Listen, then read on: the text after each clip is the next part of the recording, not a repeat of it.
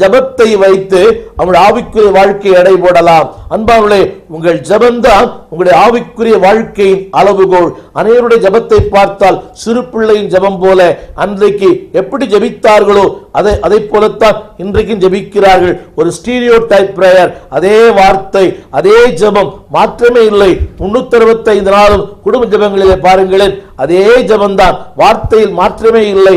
அன்பானவர்களே, கருத்தா ஜெபிக்க வேண்டும். காரியங்கள் அதாவது சூழ்நிலை கேட்டது போல, சமயத்து கேட்டது போல திருமறை சொல்லுகிறது, அவர் கல்விமானின் நாவை தருகிறார். ஒரே ஜெபம் அல்ல, வாழ்க்கை முழுவதும் என்னை, என் மனைவியை, என் பிள்ளையை, இதை மட்டும் 4 சுவருக்குள்ள ஜெபம் அல்ல, 4 திசைகளுக்குள்ளும் உங்கள் ஜெபங்கள் செல்ல வேண்டும். இன்றைக்கு ஒரு 4 வித்தியாசமான ஜெபங்களை உங்களுக்கு வைக்க விரும்புகிறேன். முதலாவது, ஒரு விதவையின் ஜெபம். யார் இவள்?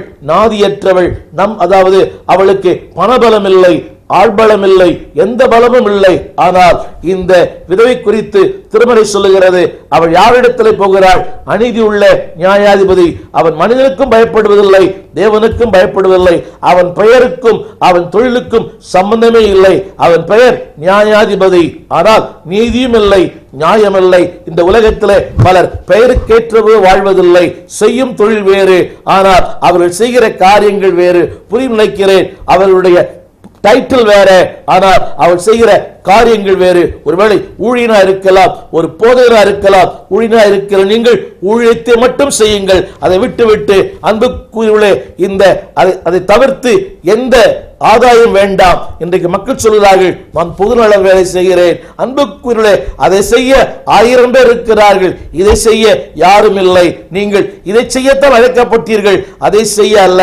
அதை யார் வேண்டுமானாலும் செய்யலாம், இதை நீங்கள் மட்டும்தான் செய்ய முடியும். புரிநினைக்கிறேன். அதை யார் வேண்டுமானால் செய்யலாம். அதை செய்ய எத்தனையோ பேர் இயேசுவை அறியாத மக்கள் இருக்கிறார்கள். ஆனால் இயேசுவை அறிந்து அவரை ருசி பார்த்த நீங்கள் அவரை சொல்ல, அவருடைய வார்த்தையை சொல்ல அழைக்கப்பட்டிருக்கிறீர்கள். இவருடைய பெயர் நியாயாதிபதி. நீதியும் இல்லை, நியாயம் இல்லை.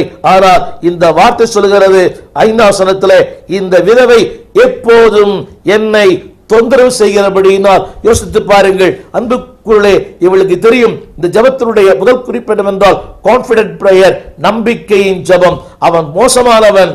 யோசித்து பாருங்கள், அவன் மோசமானவன் என்பதை விட அவன் சுற்றி இருக்கிற மக்கள் சொல்லியிருப்பார்கள், அன்பானவர்களே, நீ அவனிடத்தில் போவது வெயின், வெறுமை.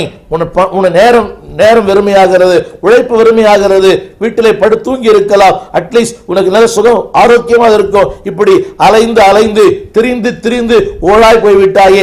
மக்களுடைய கூற்று ஒரு பக்கம், உலகத்தினுடைய வார்த்தைகள் ஒரு பக்கம், அவனுடைய எதிர்மறையான